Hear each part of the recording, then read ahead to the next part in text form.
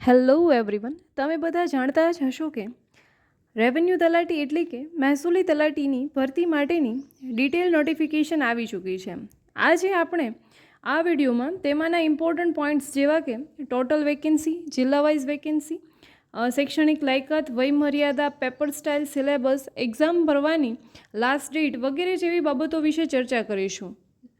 જેમાં સૌપ્રથમ આપણે જોઈએ કે મહેસૂલ વિભાગ નિયંત્રણ હેઠળની કલેક્ટર કચેરી હસ્તકની મહેસૂલ તલાટી વર્ગ 3 સંવર્ગની અહીં કુલ જગ્યાઓ આપણને દર્શાવેલી છે, જે 2389 જગ્યાઓ છે.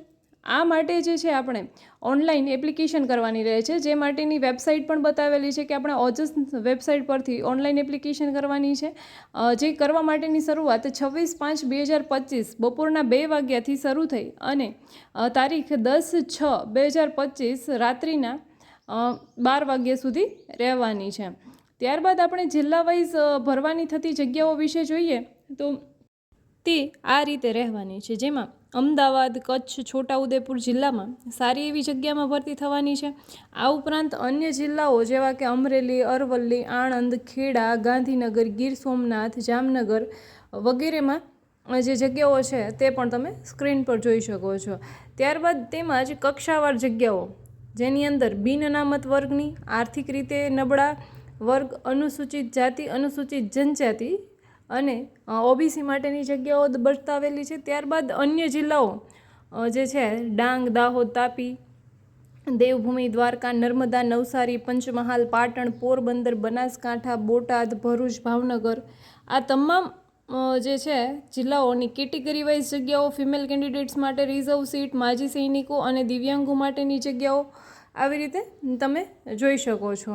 અને આપણે લાસ્ટમાં જોઈશું કે ટોટલ જે છે તે 2389 જગ્યાઓમાં ટોટલ કેટલી ઈડબ્લ્યુએસ, એસસી, એસટી, ઓબીસી અને બિન અનામત જગ્યાઓ છે તે અહીં આપણે જોઈ શકીએ છીએ. જેમાં બિન અનામત માટે ટોટલ 604 સીટ છે, જેમાંથી ફિમેલ માટે 283, ત્યારબાદ ઈડબ્લ્યુએસ માટે 163 ટોટલ સીટ, જેમાંથી 62 જે છે તે ફિમેલ કેન્ડિડેટ્સ માટે, એવી રીતે એસસી, એસટી અને ઓબીસી માટેની જગ્યાઓ આપણે સ્ક્રીન પર જોઈ શકીએ છીએ કે જે એસસી માટે 97 છે, એમાંથી ફિમેલ રિઝર્વેશન 36 સીટ, એસટી માટે 405, એમાંથી 190 સીટ રિઝર્વ રહેવાની છે, અને ઓબીસી માટે જે છે તે ટોટલ 375 સીટમાંથી 174 સીટ જે છે તે ફિમેલ કેન્ડિડેટ્સ માટે રિઝર્વ રહેવાની છે.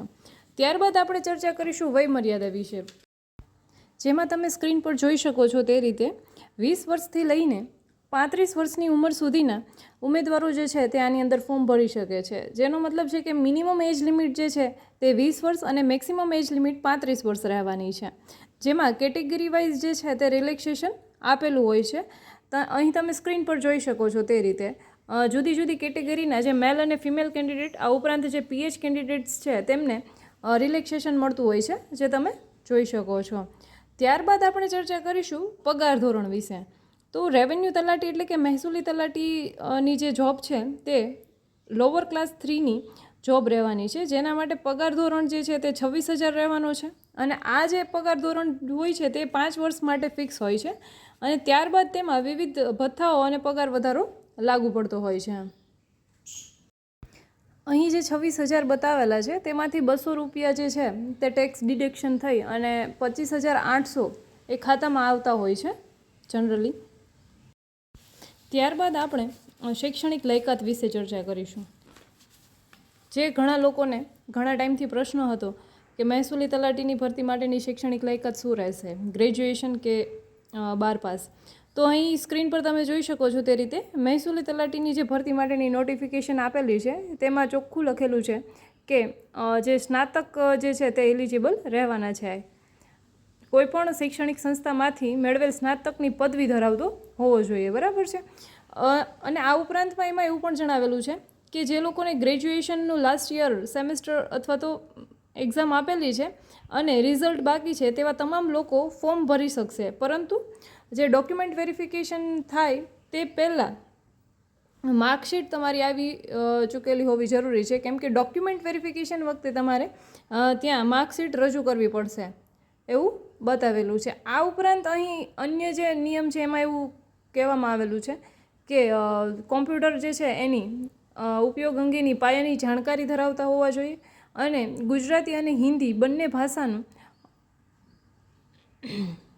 અથવા તો કોઈ પણ એક ભાષાનું પૂરતું જ્ઞાન ધરાવતા હોવા જોઈએ. અને એક અગત્યની બાબત એ કે જે લોકોને એક્ઝામ આપી દીધી છે અને રિઝલ્ટ બાકી છે અને એ લોકો ઇનકેસ પાસ થતા નથી, તો તેવા લોકો જે છે તેમનું વેઇટિંગ લિસ્ટમાં અથવા તો સિલેક્શન લિસ્ટમાં નામ એ લોકો ઇન્ક્લુડ કરશે નહીં.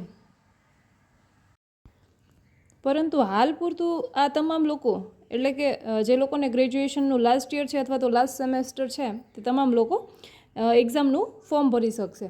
હવે એક્ઝામ ફોર્મ ભરવા માટેની મતલબ અરજી કરવાની રીત જે છે એ શું છે, તો કે આપણે OJS.gujarat.in જે છે તે વેબસાઇટ પર જઈ અને આપણે ઓનલાઈન એપ્લિકેશન કરવાની હોય છે, જે આપણે અગાઉ જોયું એ જ રીતે 26/5/2025થી લઈને 10/6/2025 સુધી આના જે એપ્લિકેશન છે તે તમે કરી શકો છો. જે લોકો ફર્સ્ટ ટાઈમ ફોર્મ ભરે છે એ લોકોને થોડીક વાર લાગશે, કેમ કે તેમને OTRથી શરૂ કરવું પડશે. OTR એટલે કે one time registration. One time registration જે લોકોને કરેલું હશે એ લોકો 5 મિનિટની અંદર જ જનરલી ફોર્મ ભરાઈ જતું હશે, તે એ લોકોને ખ્યાલ હશે. તેમ છતાં જો કોઈ ઉમેદવારોને ખ્યાલ ન પડે તો તમે કમેન્ટ બોક્સમાં કમેન્ટ કરી અને પૂછી શકો છો. ત્યારબાદ આપણે ચર્ચા કરીએ પરીક્ષા ફી વિશે. તો અહીં બિન અનામત વર્ગ એટલે કે જનરલ કેટેગરીના જે કેન્ડિડેટ્સ છે તેમના માટે ફીઝ 500 રૂપિયા રહેવાની છે અને અનામત વર્ગ તથા તમામ કેટેગરીની મહિલા એમના માટે જે આ ફીઝ છે તે 400 રૂપિયા રહેવાની છે. અને અહીં એક વિશેષ મુદ્દો એ કે ફીઝ રિફંડ થવાનો કિસ્સો કે એની અંદર પ્રિલિમિનરી એક્ઝામ જે 200 માર્ક્સની હોય છે એમાંથી 40% કે વધુ માર્ક્સ મેળવનાર જે કેન્ડિડેટ્સ છે તેમને જ ફીઝ રિફંડ થશે.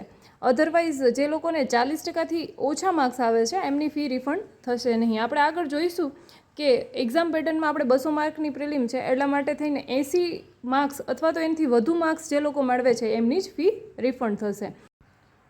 અહીં તમે સ્ક્રીન પર જોઈ શકો છો તે રીતે પરીક્ષા પદ્ધતિ વિશે સીધી ભરતીની મહેસૂલી તલાટીની જગ્યાઓ ભરવા માટે ઠરાવેલી પદ્ધતિ અનુસાર પરીક્ષા એક તબક્કામાં હેતુલક્ષી એટલે કે MCQ પ્રકારના પ્રશ્નોવાળી પદ્ધતિની સ્પર્ધાત્મક પરીક્ષા લેવામાં આવે છે. આ પરીક્ષા પ્રિલિમિનરી અને મુખ્ય એમ 2 તબક્કામાં લેવામાં આવશે.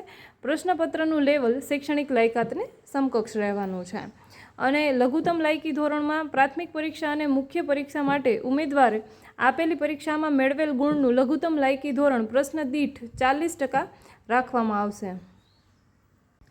જેનો મતલબ છે કે તમારે એક્ઝામને પાસ કરવા માટે 40% ગુણ મેળવવા જરૂરી બને છે.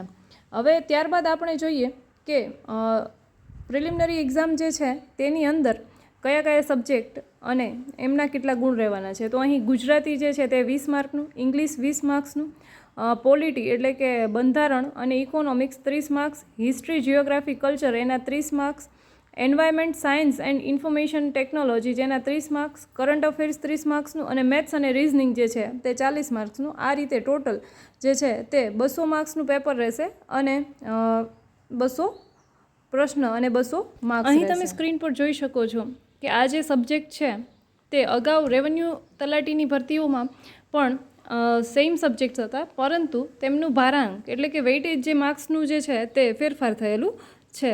અધરવાઇઝ આ જે પ્રિલિમિનરી એક્ઝામના જે સિલેબસમાં કંઈ જ ફેરફાર થયેલો નથી. ત્યારબાદ આપણે ચર્ચા કરીએ મુખ્ય પરીક્ષા વિશે.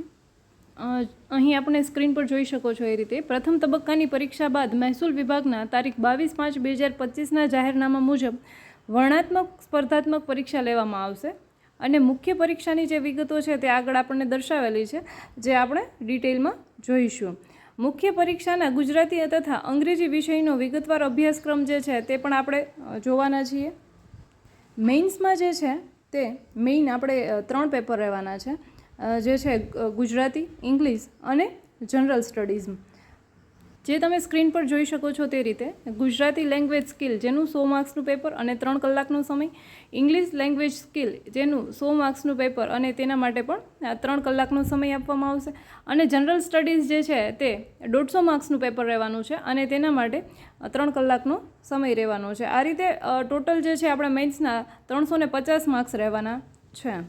હવે આપણે ગુજરાતીના પેપર માટે જે સિલેબસ રહેવાનો છે એમના વિશે જોઈએ તો નિબંધ રહેવાનો છે, એમાં વિચાર વિસ્તાર, સંક્ષેપીકરણ, ગદ્ય સમીક્ષા, પ્રચાર માધ્યમો માટે નિવેદનો તૈયાર કરવા એટલે કે રિપોર્ટ રાઇટિંગ, પત્ર લેખન, ચર્ચાપત્ર, અહેવાલ લેખન અને ગુજરાતી વ્યાકરણ જે છે એમના આટલા રૂઢિપ્રયોગો, કહેવતો, સમાસ, છંદ, અલંકાર, શબ્દ સમૂહ માટે એક શબ્દ જોડણી, લેખન શુદ્ધિ, ભાષા શુદ્ધિ, સંધિ, છોડો કે જોડો અને વાક્ય રચનાના અંગો, આ રીતના ટોપિક્સ રહેવાના છે. ત્યારબાદ આપણે ઇંગ્લિશ સબ્જેક્ટ માટેનો જે મેન્સનો સિલેબસ જોઈએ તો એમાં પણ essay, letter writing, report writing, writing on visual information, formal speech, આવા જે છે તે ટોપિક્સ રહેવાના છે. અને ટોપિક વાઇઝ જે છે તે આપણને માર્ક્સ પણ બતાવેલા છે કે 80-10 માર્ક્સનો રહેવાનો છે એ રીતે.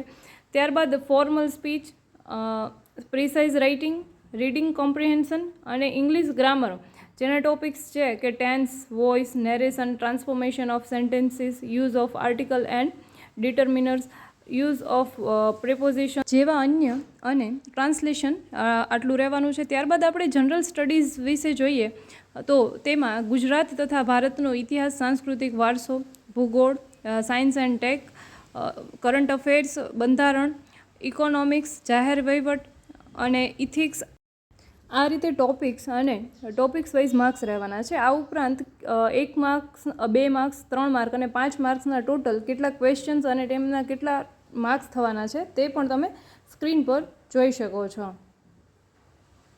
અહીં આ ઉપરાંત તમને જો કોઈ પ્રશ્ન હોય તો તમે કમેન્ટ સેક્શનમાં પૂછી શકો છો. અને જો આ વિડીયો તમને યુઝફુલ લાગ્યો હોય તો લાઇક, શેર અને સબસ્ક્રાઈબ જરૂરથી કરજો. Thank you.